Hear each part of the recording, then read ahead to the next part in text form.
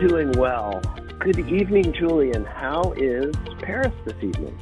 I have no idea. I could not care less about Paris at this point. I've stayed home. I was my anger.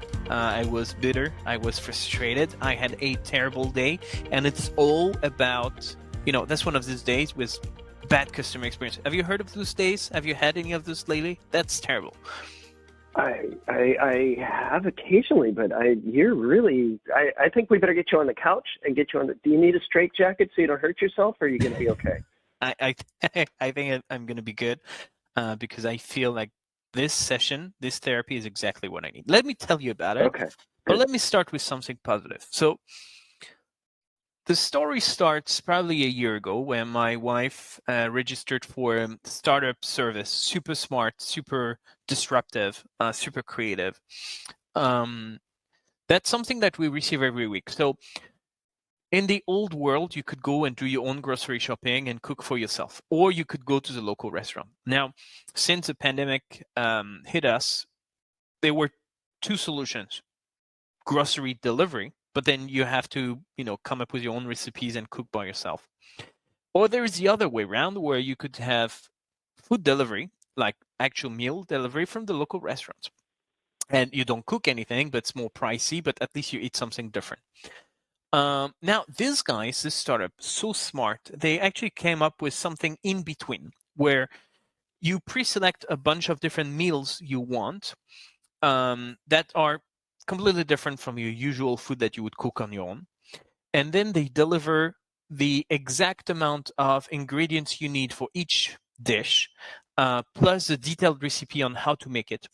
It's really smart. It's pretty healthy. It's very fresh. They try to figure out ways to work with the local producers. That it's much better than buying something from the other side of the world. That's like the local veggies.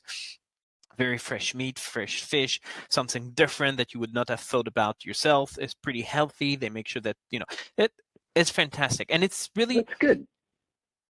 It's so smart, and it's really in between these two worlds, meaning that it's still you cooking. You still have the ability to cook something, to make it yourself. It's delicious, it's different, but it's not as pricey as if you were buying from a restaurant. It's probably more healthy anyway. So I love this concept. We probably buy something like 5 meals a week. Wow. And everything is perfect. Price is a little bit more pricey than grocery, but it makes sense because you get the service. It's great. It's delicious. Right. It's always a pleasure to cook. It's very well explained. Everything is perfect. Everything until the delivery. Oh. How many delivery problem stories have you had? This is clearly a theme in your life. Yes. Sure it is. I remembered, as I'm telling you that story, I remembered that a few months ago, I had the story of the package left in the water. I can't remember which company exactly did that, but they're all subsidiaries of the same mother company, which you would call the post office. And those guys, they always find a way to fuck everything up. That's a real talent. I think they deserve an award for this. So let me tell you that story today. I want to know the name of the award. So they are delivering fresh food, right? And because it's really fresh, you can only keep it for roughly 5 days top, right? It's not something it's not frozen or anything. You're not going to keep it for 6 years. So they're supposed to deliver it every Tuesday. So they bring the food, and usually they do what you would expect, meaning they ring the bell, they give you the food, and then they leave. Well, today, there was one of these postmen who decided that, the button was just too hard to press. So decided he would not do that. Did not show up. And again, same story as last time. My wife and I, we just spent the whole day at home. So there is no way on earth we were not here because we are working from home. So there's no possible excuse. Right. If he had rang the bell, and especially that I work literally next to the bell, I would have heard it. So it did not happen. Instead, my wife received an email. Getting bad. And the email was giving us two options. Option one, you can reschedule for another day. Option two, you can drive another 20, 25 kilometers and come pick it up yourself after 6 p.m. tonight, knowing that we close at 6:30. And, well, the whole point of delivery, if I have to do it myself, then let's not deliver it in the first place. I will go to each farm and pick my own ingredients. Right. Yeah, exactly. And have the farmer come home and cook it for you. Exactly. Right, so I'm not going to do that. So let's go with reschedule. First thing I do is reschedule to tomorrow. So at worst case scenario, I will receive it tomorrow. But keep in mind, it's fresh for 5 days. We've lost 1 day already. There are 5 meals, so it kind of adds pressure on you cooking as quickly as possible, which I hate. I don't like pressure. So I decide to read through the email, and there is no way to contact them. It said, "Do not reply," typical email. But there is a hotline at the bottom. So I call the hotline. I get on the phone. Probably wait for less than 5 minutes, very quick.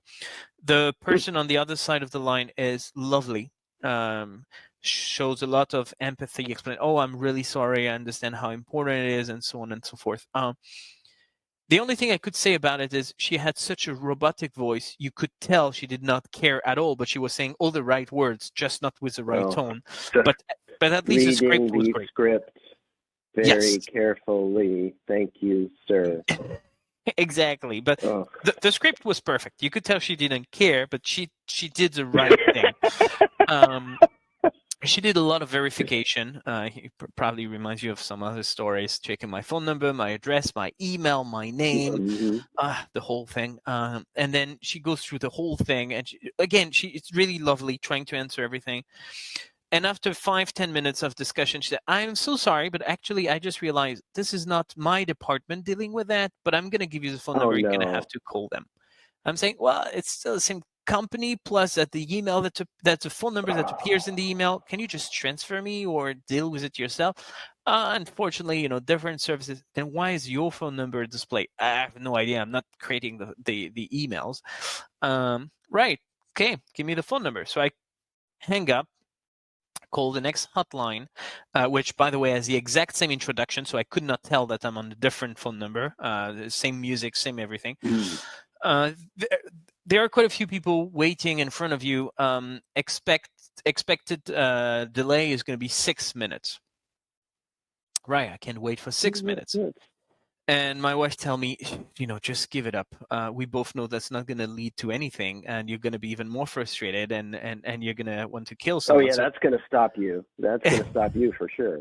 But I'm not going to give it up, so I wait 6 minutes, 10 minutes, 15 minutes, 20 minutes, 25, 30, 35 minutes. And I've just given up after 35 minutes. I wish there was a better ending to this story, but I've just given up because I figured out, what is he going to do? It's already afternoon. They're not going to deliver it today. The only thing they're going to do at the end of the day is say, "Well, I've seen that you already registered for tomorrow, so we'll deliver it tomorrow."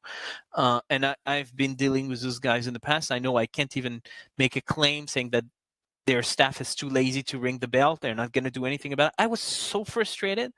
The last thing we're doing now is probably something I should have done in the first place, is actually dealing with a startup that I work with in the first place, because the delivery is their responsibility. They're not the one who fucked it up.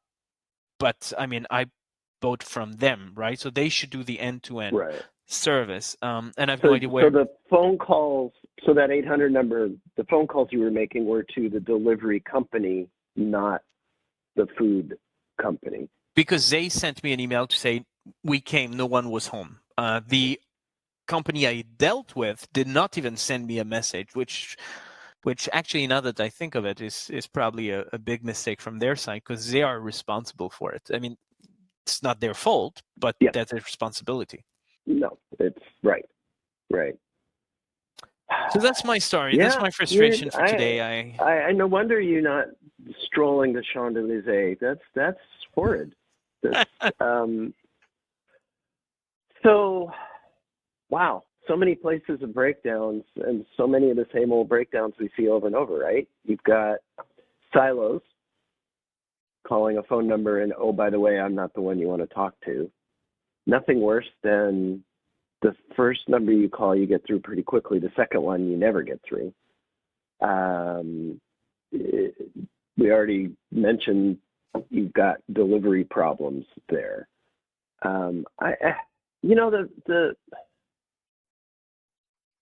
To me, the biggest pain here is the lack of accountability between the two companies. And this is something we hit over and over, is this company or this group within the company doesn't take ownership of what they're really responsible for, and this other group lets them down and just gives you no recourse really at all. And actually, I guess to be I'm fair, speechless. I don't even know what there's so many things that you would need to change to make this a halfway reasonable experience. well, to be fair, maybe the main company, the food guys, maybe they have a solution for me. Maybe there's a button somewhere in the app saying I've never received my food, or I want to complain about the delivery. Maybe there is something. I haven't checked it yet because I was so busy complaining about the other guys. But since in the first place, the delivery company sent me an email saying you were not home, and I mean, when you are home waiting for the parcel and you get an email you were not home, that just gets me started. So I want to deal with that before even calling the other company. But ultimately, maybe they have something in place. Maybe they will even refund the whole thing. Maybe they will have like a nice token of whatever on the next delivery. But I do hope they're going to do something about it, because ultimately their service is brilliant. I love it. But if I have to fight for the delivery every week, I'm out. I'm sorry, but I'm going to find another solution. Yeah, that's a fatal flaw for that whole business model. You have to. Is this so? You've done it for a year. Is this the only? Have you had other? Obviously lesser, but have you had any other delivery issues, or is this truly just a one-time, one-off? No, to be fair, that is the first time. My wife complains pretty much every week about the delivery guy being rude, never, smiling or saying anything polite, or just basically, here's your parcel and leaving. But I mean, behavior, we still get the food. We're not too happy with the delivery, but we still get the food. But here, I mean, that's something that comes over and over and over again. But not showing up and claiming that you were not home that was already something incredibly frustrating before the pandemic, but now you just no longer have an excuse, and I can't believe they can still get away with that, because that feels like primary school, where you're being caught with your hands full of chocolate and claiming you didn't touch the cookies. I mean, at some point, what chocolate? I didn't. There are two things that are striking me here. One is, okay, the delivery guy was gruff, but you had a fantastic experience with this for a year. One day, one time, you were completely soured, and maybe permanently.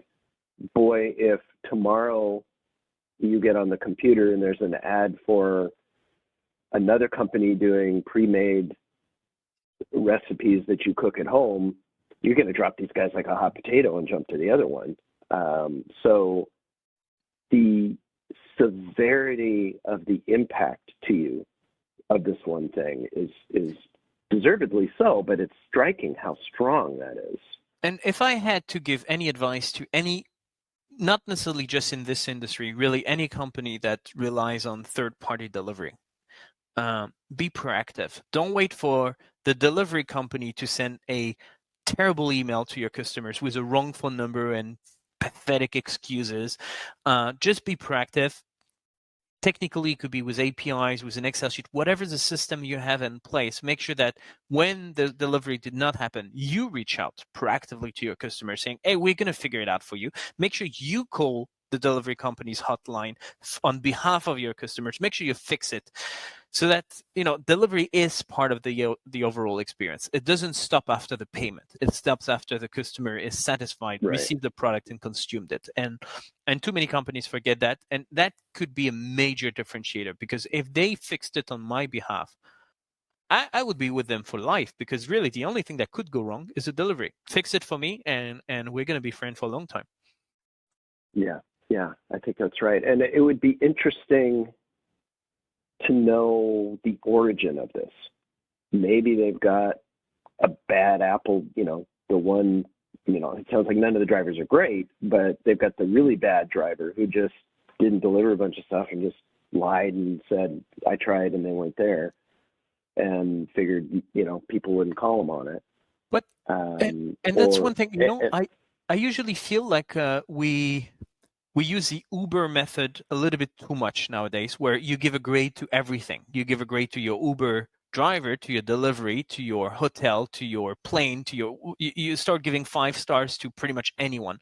But for deliveries, we should start doing it, actually, because it's highly possible that the same delivery guy screws up every single customer, but they don't know because they never ask for feedback. I guarantee if they were starting to ask for feedback, they could see some patterns of great delivery guys who are always smiling and should get a promotion, should get a bonus, should get a reward, and those guys that we should actually say, hey, maybe gotta move on to a different job, dude. And let's stop, having ratings for absolutely everything. But we probably need to start having ratings for deliveries. Start rating things that make a difference. Yeah, exactly. I think my bottom line lesson out of this, and it's a lesson you've brought before, is delivery matters. Don't underestimate it. If you outsource it, put controls in place. If nothing else, you damn well better be getting a list of here's every non-delivery we got, and you should be calling 10% of them and saying, hey, just wanted to make sure everything was okay, or something. Your path of we're going to follow up for everybody is much better. But if it's a startup, maybe they're not well staffed. Okay, but something like that happening really implies they have absolutely no quality control over their delivery guys, and that can hurt. Exactly. Yeah, and it has hurt. I do feel better, even though I don't know what I'm going to eat tonight, actually, but I do feel better at least. And thank you so much for listening to my whining. I promise I'm trying to find a more positive one for next week, Max. Doesn't have to be positive. The couch isn't about positivity. The couch is about me, Julien, but whatever it takes. Thank you so much. Have a beautiful week, Max, and I will talk to you next week. Okay, sounds good. I'll come up with some equally scarring story to share. Perfect. Thank you. All right, Bye. Thanks. Bye.